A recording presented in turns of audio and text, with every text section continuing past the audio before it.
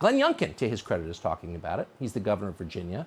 He says he's going to reverse his state's planned ban on gasoline-powered cars enacted under the previous administration. Governor, thanks so much for joining us tonight. This is one of those topics, I think you're one of the only governors in the country who's talking about this. Why do you think this is worth addressing?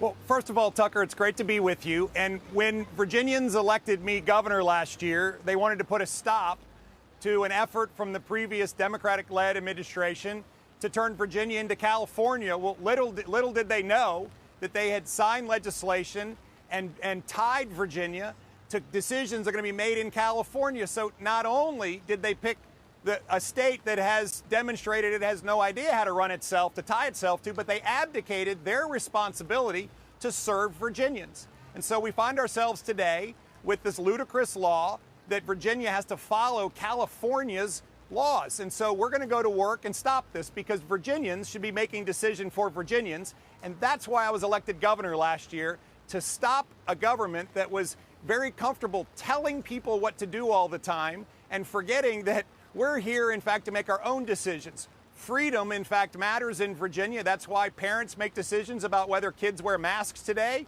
That's why people can make a decision about whether they want to get a vaccine or not. And I'm going to go to work to make sure they can decide what kind of car they want to buy. Well, I think that's right, and thank you for doing that. And that's the premise of democracy, is it's self-government, which is curiously lacking at this point. I wonder how many Virginians were even aware that their cars were about to be banned. Well, I don't think any. I think they did it very quietly, and in fact, the law itself is ludicrous. Virginia last year, 2% of all cars sold were electric vehicles. And to say that in 2026 we're going to have 35%, we're going to phase them out totally by 2035 is just ridiculous. But on top of that, and more so, this is about elected officials completely abdicating their responsibility to make the laws and the regulations for Virginians based on Virginians' elections. And so that's why they voted for us in November. That's why we swept the House races. That's why I have a Republican Attorney General and a Republican Lieutenant Governor. And we're going to go to work and make sure we get this turned around come our legislative session in January.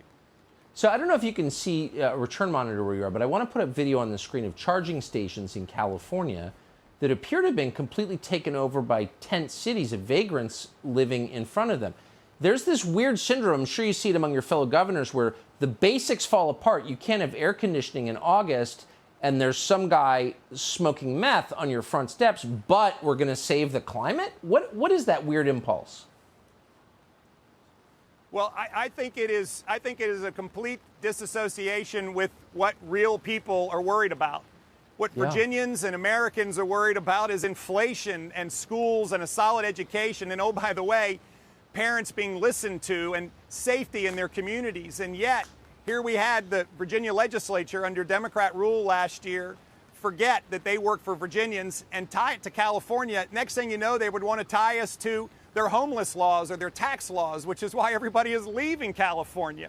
So this is a chance to reestablish Virginians making decisions for Virginians based on the leaders they elect. That seems like an inherently moderate and sensible idea to me. And I'm glad you're doing it. Governor Youngkin of Virginia, thank you. Subscribe to the Fox News YouTube channel to catch our nightly opens, stories that are changing the world and changing your life. From Tucker Carlson Tonight.